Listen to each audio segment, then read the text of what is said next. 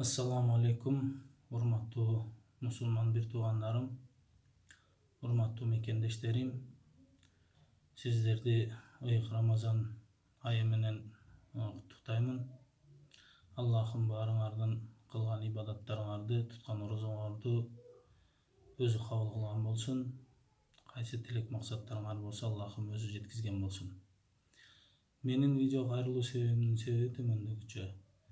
Көчө күнкү Кара Суу районундагы мектептерде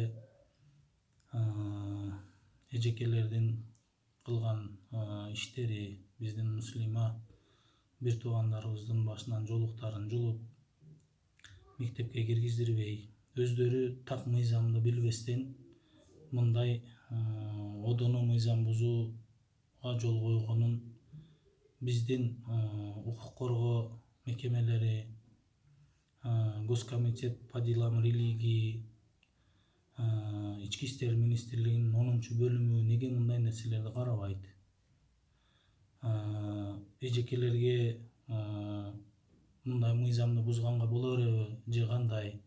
Биз кайсы мамлекетте жашап атабыз? Биз демократия деп көкүрөк чаап, эркин сүйлөө, эркин дин тутунуу деген нерсе, биздин укуктар ушинтип тебеленип жүрсө боло береби?